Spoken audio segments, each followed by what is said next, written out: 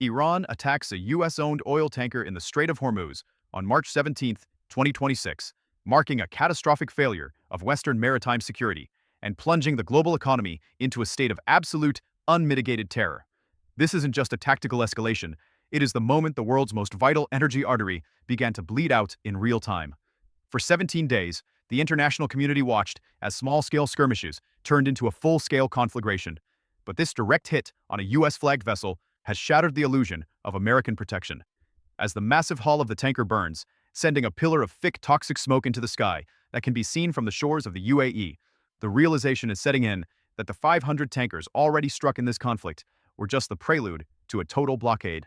The global markets are in a state of violent shock, with Brent crude prices obliterating previous records and screaming past $110 a barrel within hours of the impact, with analysts at Standard Chartered warning that $150 is no longer a worst case, but a near-term reality. Across the globe, from the streets of Colombo to the suburbs of Manila, the consequences are immediate. Fuel rationing has begun, taxes are being slashed in a desperate attempt to curb inflation, and the security umbrella that has guaranteed global trade for nearly a century has officially folded under the pressure of Iranian maximalist warfare. This nightmare is being dictated by the terrifying arrival of the Sejjil, the dancing missile that has made its combat debut in the 54th wave of Operation True Promise 4, rendering every multi-billion-dollar air defense system in the region effectively obsolete. This 18-meter-long, two-stage solid-fueled monster is a quick-launch precision killer that represents a generational leap in ballistic technology. Unlike older systems that required hours of visible fueling on a launch pad, the Sejjil is road mobile and stored fully fueled, hidden in the deep, rugged canyons of the Iranian interior. It can be deployed, launched, and tucked back into cover before a Western satellite can even register the heat signature. Traveling at Mach 5, it covers the 2,500 kilometers to its target with such blinding speed that interception is a statistical impossibility for current Aegis or Patriot batteries. By the time the command centers at Al Dhafra or the 5th Fleet in Bahrain receive the alert, the impact has already occurred. This is dancing weaponry, highly maneuverable, devastatingly fast, and capable of delivering a 1,000-kilogram warhead to any capital in the Middle East or even parts of Europe, turning the entire region into a no-go zone for Western interests. As the physical destruction mounts, the digital and tactical architecture of the West is suffering a simultaneous collapse, leading to a terminal interceptor crisis that has left Israel and the United States defenseless. Intelligence reports have leaked the harrowing reality. Israel has notified Washington that it is running critically low on missile killers, with some sectors down to their final 10 operational interceptors.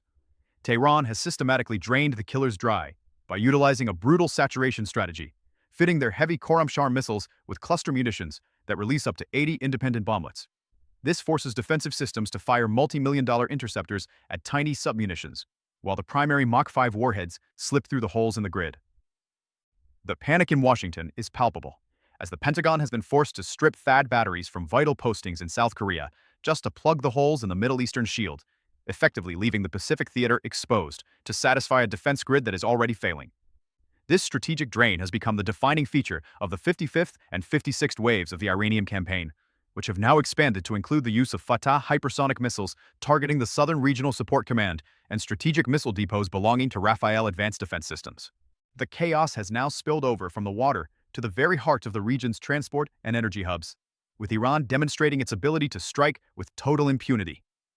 The suspension of all flights at Dubai International Airport, following a precision strike on a major fuel tank, has paralyzed one of the world's busiest travel gateways, leaving thousands of travelers stranded and the UAE's economy in a tailspin.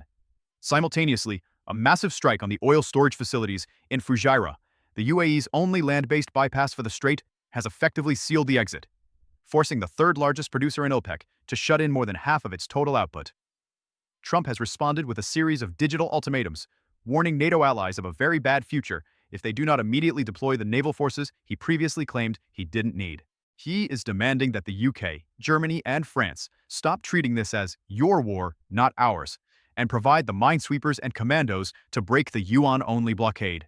However, the allies are looking at the 15,000 targets already hit by US and Israeli strikes, including the vital Karg Island energy hub, and realizing that the regime in Tehran hasn't been deterred, it has been emboldened.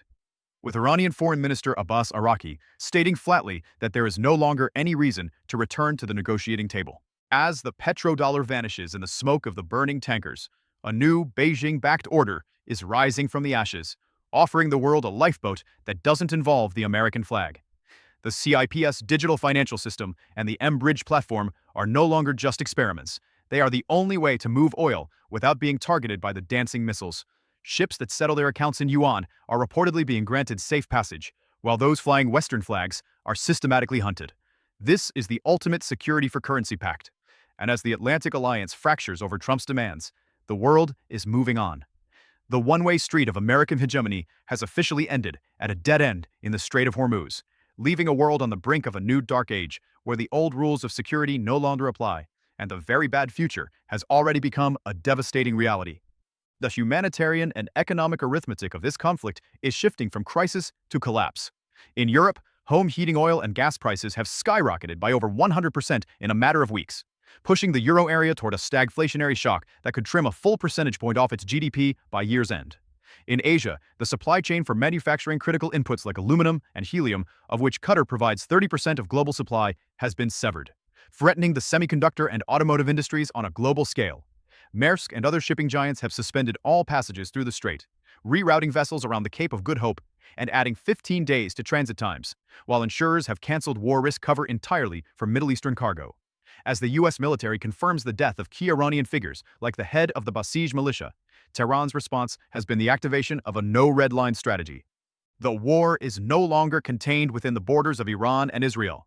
It has become a global tax on survival, a butterfly effect, starting in a salt-choked waterway and ending in a total reshaping of the global power structure, where military might is being outpaced by the sheer unyielding speed of the dancing missile.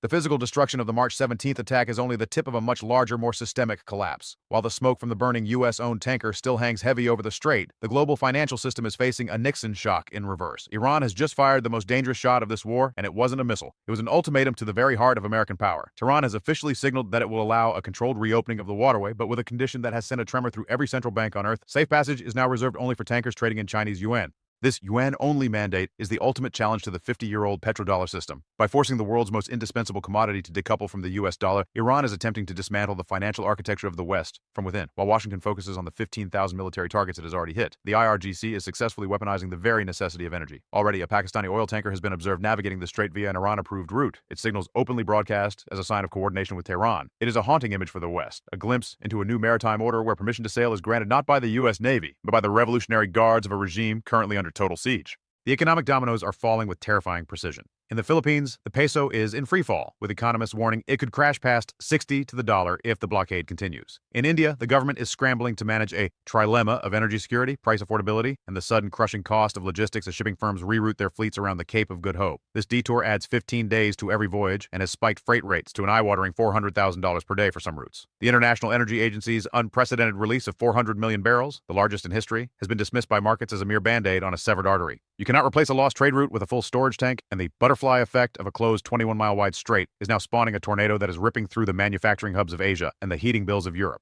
President Trump's rhetoric has shifted from triumphant to desperate. In a high-stakes interview with the Financial Times, he issued a chilling warning to NATO, stating that the alliance faces a very bad future if its members fail to assist in reopening the waterway. "We've been very sweet," Trump remarked, but the sweetness has curdled into a demand for European blood and steel. He has even hinted at delaying a planned summit with Chinese President Xi Jinping until Beijing clarifies its stance on the UN blockade. But the silence from Brussels and Tokyo is deafening. They see a U.S. military so overstretched that it is stripping THAAD batteries from South Korea to protect its assets in the Gulf, leaving the Pacific theater dangerously exposed. To the allies, the Hormuz coalition looks less like a security mission and more like an invitation to a suicide pact. The war in the Strait has become a transmission belt between regional violence and global collapse.